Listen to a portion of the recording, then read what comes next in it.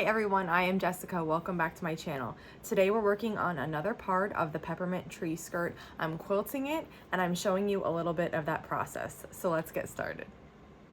I just turned my long arm on and I'm getting ready to base this. So I decided to start with the closed portion. I've never done an irregular shape like this, but it looks like it's laying really nicely and that I'll be able to quilt it with no problem. So I'm gonna start on the back, base this, and then I'll start quilting it. So far this is going really nicely. I started quilting the top half of the quilt that is all together and I left the separated part for the bottom. So I have this top half all quilted and it's rolled up on my bar there, and now I'm getting to the rest of it. So I just wanted to show you what I did here. If you were quilting this on your domestic machine, I would recommend whatever basting method you usually do, pin or spray, whatever it is. But I also just wanted to show you how I did this. So I basted right around the center here, just to hold this down so that it didn't get pulled out. And then these two lines come really close to each other so that you'll be able to cut, but they don't exactly overlap. It might seem a little bit awkward at first because this is just a touch bigger than the back, but it actually lays flat really nicely. If you're doing it on your domestic machine, you know, your regular basting method should work great for you. But I just wanted to show you what I did, and I stopped here because I'm getting close to this bar and that's as far as my machine will go. But once I finish that, I'll roll this up and I'll base the rest of that on. So far, so good though. I'm about ready to start a next round. My machine's waiting for me, and I'll be showing you the finished tree skirt soon.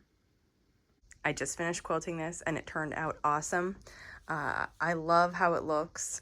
This is the part that we're gonna cut apart and that will separate it, and the circle is just up here rolled up on the bar. I'll start unrolling it here so you can see it. So that goes up to the center. That circle is where we're gonna cut out. That's gonna fit around our tree. And it turned out so good. I've been wanting to make this forever. I made a prototype of this a few years ago and I just haven't written the pattern, so I'm happy to get it out there. This is just where my thread ran out, so I have to just tuck those into in between the layers. I'm gonna pull this off now and then we'll work on the binding. So here I have the tree skirt laid out and I started cutting. I got one side cut. You could do this with a ruler and a rotary cutter, but I prefer to use scissors. So I'm just gonna cut around the outside of the tree skirt, all the way around, and then we'll cut up the center together. I've cut all the way around the perimeter and now I'm just going to cut right up the center here.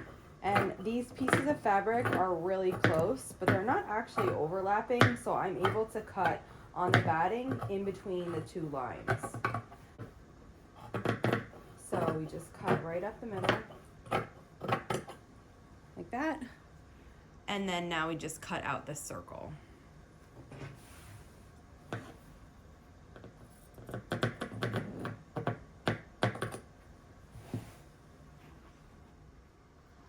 And here is what we're looking at then. So I cut the center out